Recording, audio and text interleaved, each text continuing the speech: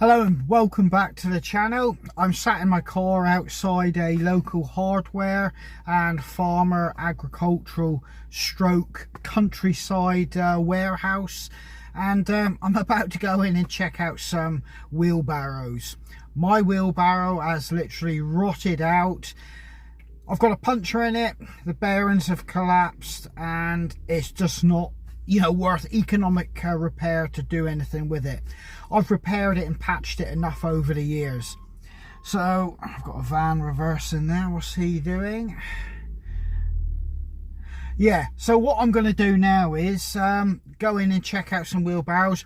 I've got a truckload of wood being delivered tomorrow morning, and I was going wild camping tonight, so that's been scrapped because I've got to be home and obviously deal with the guy who's dropping the wood off and start putting it away in the woodshed, which I've tidied out yesterday in preparation for this drop off.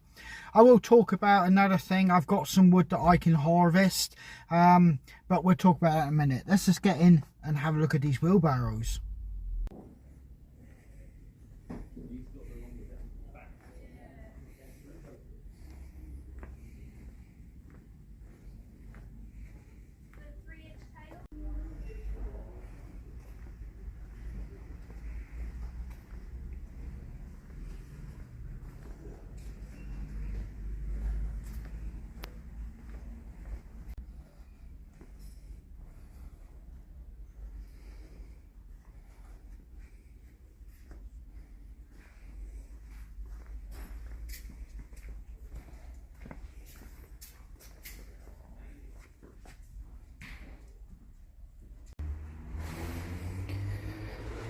I think it's going to have to be the smaller one because the bigger one won't go down the gap between the workshop and the house.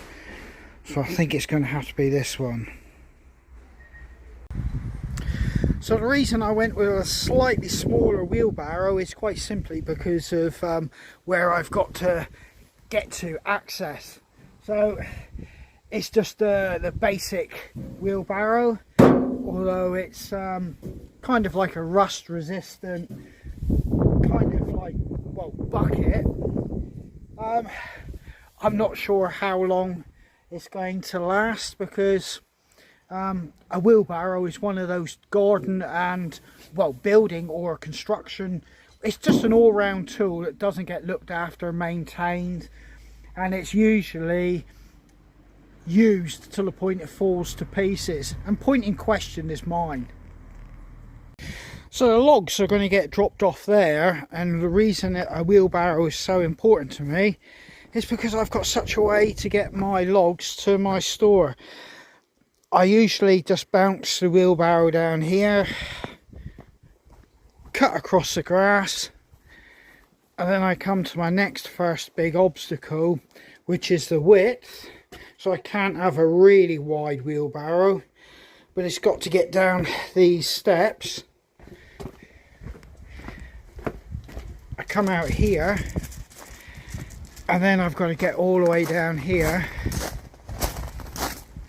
And I usually put some planks, because this is just too steep. I lose my load of logs when I go out over. So I follow pretty much the paving slabs, so I don't churn up the garden too much. And then the logs just get stacked in here.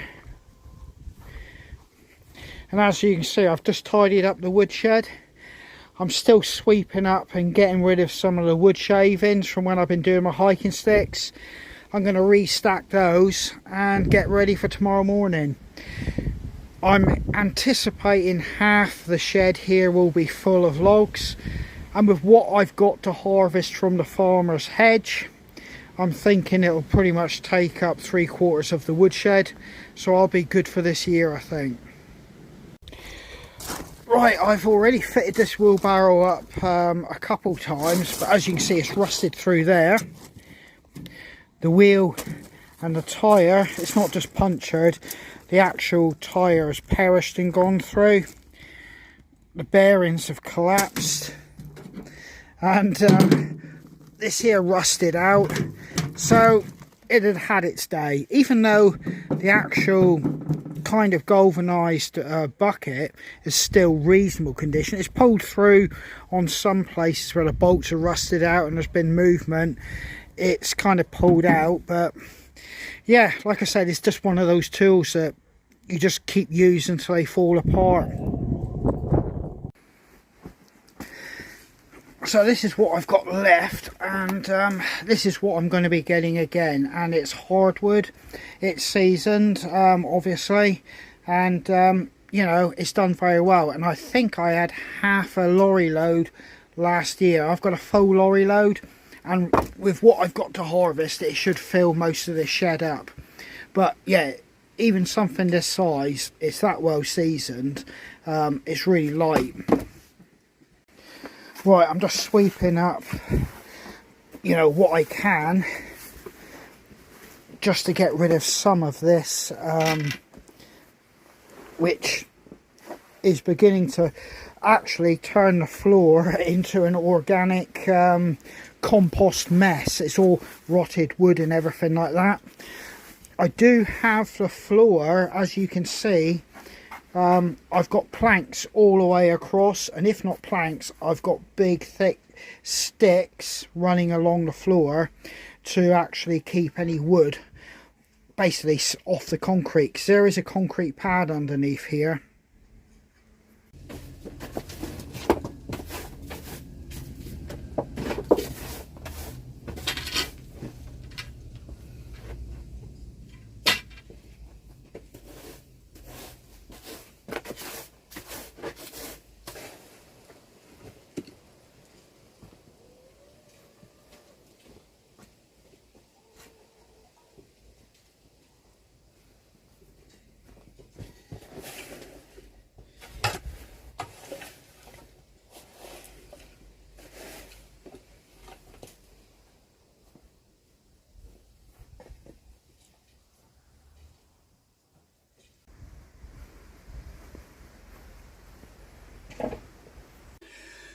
And also today we've been and got a new flock of chickens. I did mention possibly 4 to 6 months ago that our chickens were reaching the end of their life cycle, as in egg production. Well, we've actually got ourselves a new flock, and I'm about to reintroduce them to the run. I've got one surviving chicken, which is Bluey. She's still producing the odd blue egg, so we've decided to keep her till she actually finishes her laying cycle. She's still laying. We're still amazed by that, but there you go. The others well, in reality, were well past their laying period or cycle, because quite simply we haven't had hardly any eggs from them in the last, well, since Christmas. It's pretty much been non-existent, and the ones that they have laid, they've been of extremely poor quality. So these chickens here, these brown ones, they have been bred to produce eggs extremely fast, produce a lot of eggs over a short period of time. And after about 3 years, they seem to literally be at the end of their lifespan. The older breeds, like the cream leg bar, which is Bluey, they seem to continue producing a slower amount of eggs, but over a more extended period of time. So yeah, let's go and introduce these 4 new, they're point of lay, which means they're just about ready to lay, or they may just be starting to lay. And I'll let you have a look at something that happened in the car on the way home. So there they are, and there should be 4, I can only see 3. One's sitting down behind there. They look extremely healthy birds, so I'm going to put them inside the run in this cage to let Bluey get used to them, so there's no fighting straight off the bat. They will develop a pecking order, chickens do, so you can expect to see them having some feathers pulled and a bit of fighting.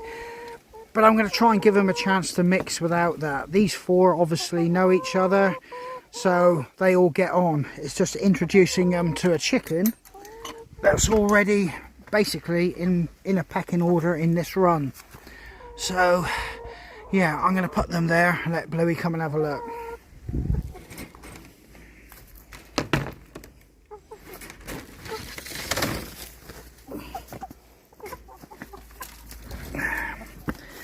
Get them a bit further over.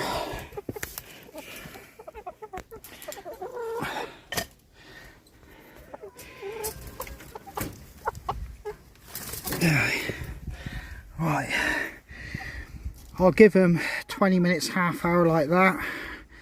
Let Bluey come and investigate, and then I'll release them.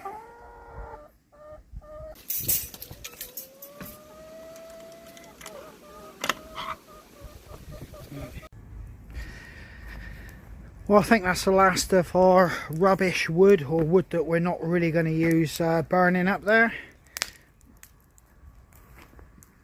All swept out, clean, stacked, or started to stack that corner, ready to continue tomorrow morning.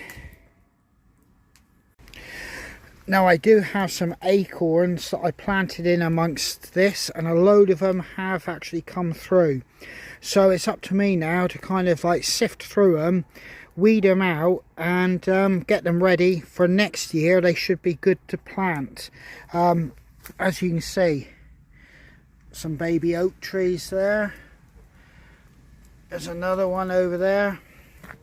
There's a few more over here. But I need to go through this and sort this out. But over here, I've got quite a lot of them in here. And I'm going to select 2 of the best ones to plant on my hedge somewhere along here. So I'm thinking one oak tree there and possibly one here. This is a sycamore tree, and it's producing a lot of leaves, which stops a lot of sunlight just around there for the best part of the day. So I'm thinking the oak trees are going to have to be over there somewhere. Now it's safe for us to have this bonfire in the fire pit, because quite simply we've had so much rain over the last 24 hours.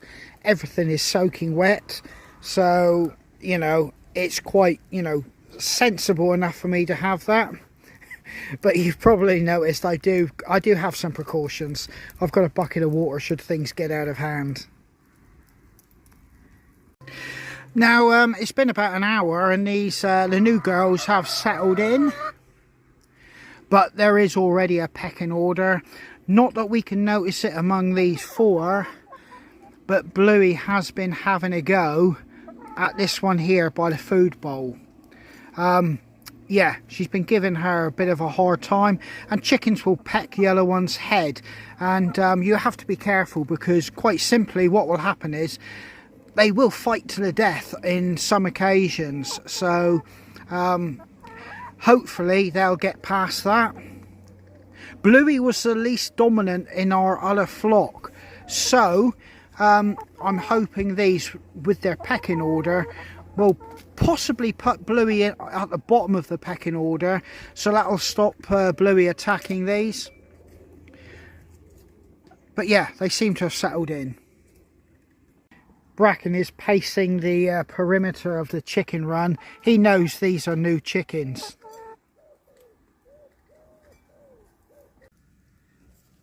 Bluey's a bit skittish.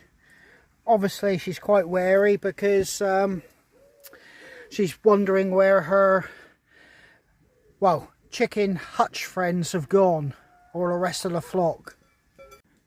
There she is. She's just following this one here around. So let's see how they interact. She spotted that other one, and she's going over to her.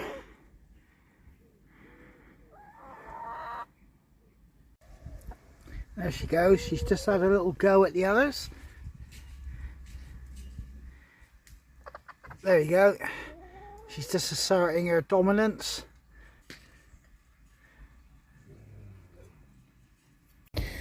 Right, I'm picking up the last of these apples on the floor. I'm going to chuck them in the chicken hutch because quite simply they'll get rid of them. Chickens are the masters of eating any and everything. So here we go.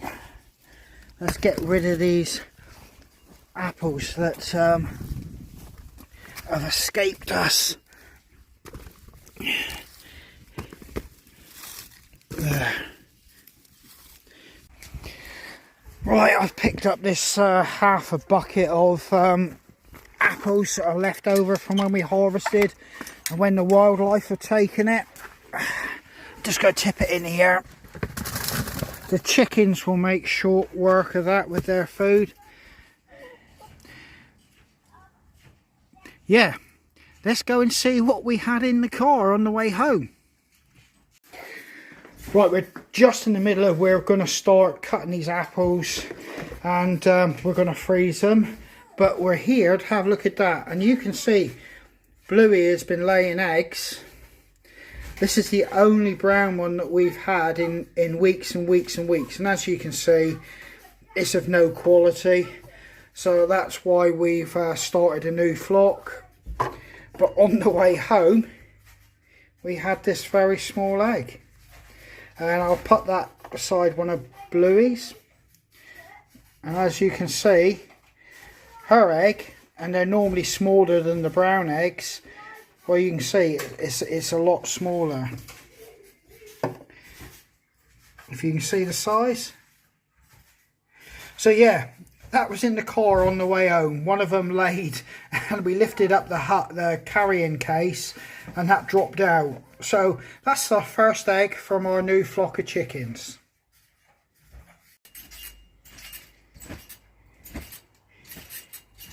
Apple peeling and cutting, putting in freezer bags, and they're going to go in the freezer so we've got apple crumbles throughout the winter. And I've got a bag full in here to do as well, so I've got to get pretty busy. But yeah, it's a long, tedious job doing this. I remember doing it with my gran, my parents, and now I'm doing it with the kids.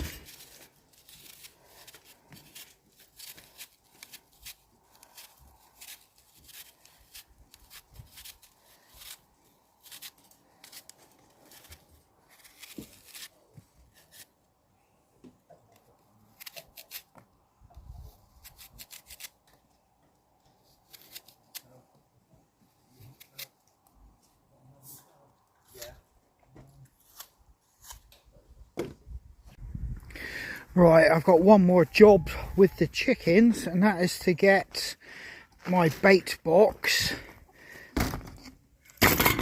and set some bait out. It is that time of year. Didn't have much success with the raspberries this year down here. I think it might be time to clear this out and start again. As you can see, I've put some wire there to stop any of the dogs getting out. But I have been getting what I think is foxes or badgers coming through there. But in any case, there's the bait box down there.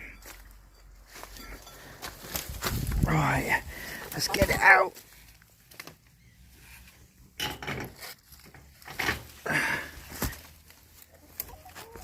This bait box does actually have a lock on it, so it can't be opened without a key, which is this. Right.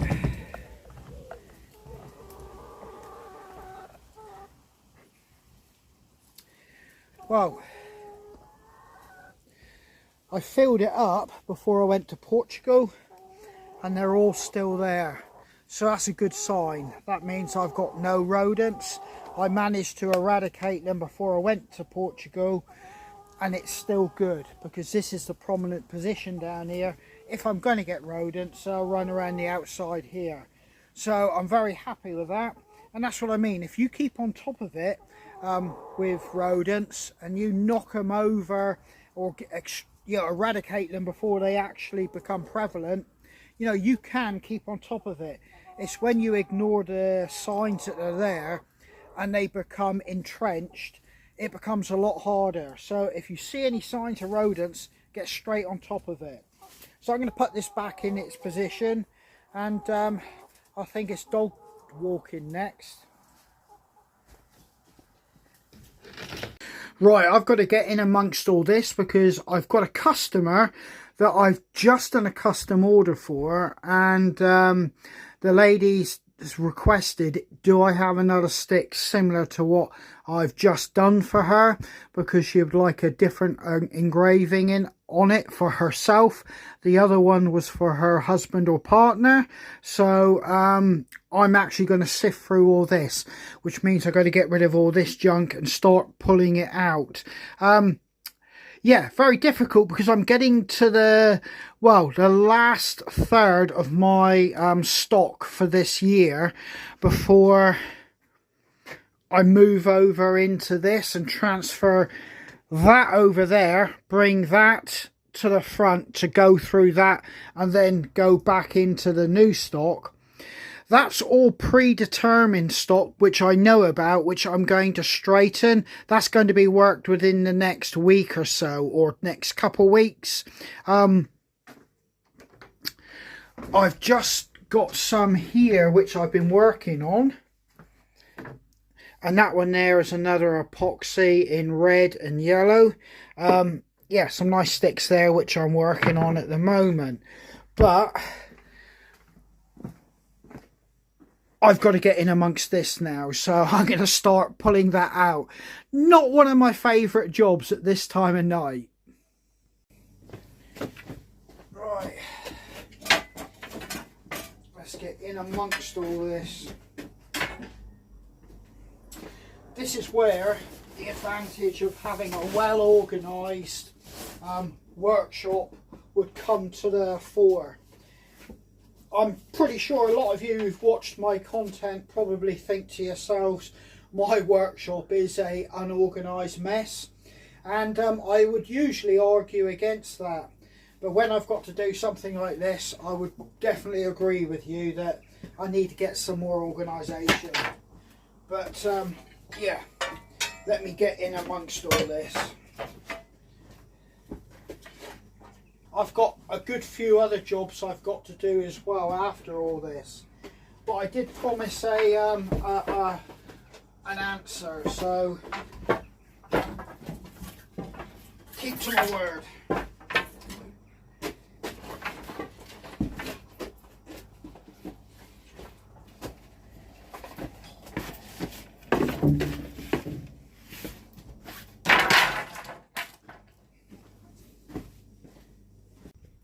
Well, I've ripped out a fair bit of stock there, and as you can see, as a hiking stick maker, I cut my sticks as well as straight and as kind of useful for myself to craft into hiking sticks as blanks as I can.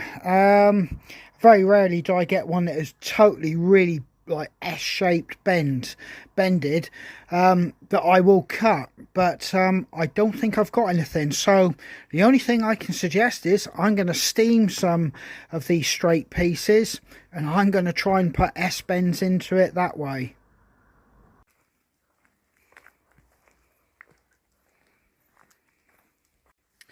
Now it's getting to that point, walking the dogs requires a torch, or it's getting that time of year when you give the dogs a last walk, you are prepared to be out in the darkness.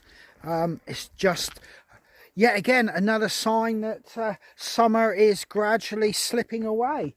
And doing that fruit is just something like, you know, you're getting your harvests in, you're getting your wood in. It's just that feeling of preparing yourselves for the months to come, you know, further down the road, when it's dark, cold, wet and windy. But I've got the wood to get in tomorrow, and then I'm hoping there'll be enough time for me to go for a wild camp in the evening. That's all dependent on how much work I get done during the day. It's going to be many hours of trundling that wheelbarrow up and down to get all that wood at the back. but it's something I've got to do. I mean, it's a job that you have to do, getting the wood in, and I could have thought about it better by placing my woodshed at the front of the house, but I would have still had to keep bringing it around the back. But where I'm heading up this lane, I've been given, well, I helped an old farmer out a couple of days ago. A bull escaped and it bent his gate, metal gate, and he needed me, because he's in his 80s, to get it off its hinges basically. So I gave him a hand doing that, and there's a massive old beech tree stump which blew down many years ago in the hedge. Somebody took the main bulk of it away, but there's enough wood for 2 or 3 months still left in the hedge, so to speak. So as soon as we get past or into hedge cutting season again, I'm going to claim that wood, or I've been told I can have it.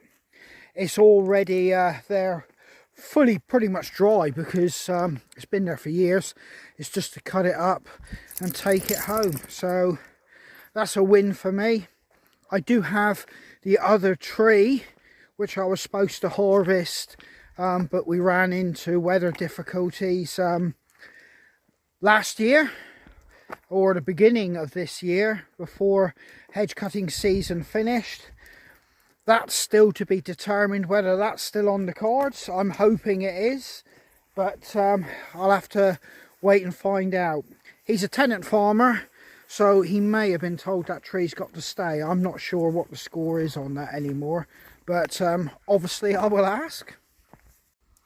There's the moon, and you can see the light is fading away, and the lane is getting dark. So before we lose too much light, I'm going to say farewell, and yeah, thanks for coming along with me today. Just doing some basically country things, like if you live in a rural environment, quite a lot of this won't be unfamiliar to you, and I hope you enjoyed coming along with me. Like I said, I've got wood tomorrow, and I'm hoping to get out for a wild camp Saturday night, so let's cross our fingers for that one. But for me, at this present moment in time, take care, stay safe, and I hope to catch you guys on the trail.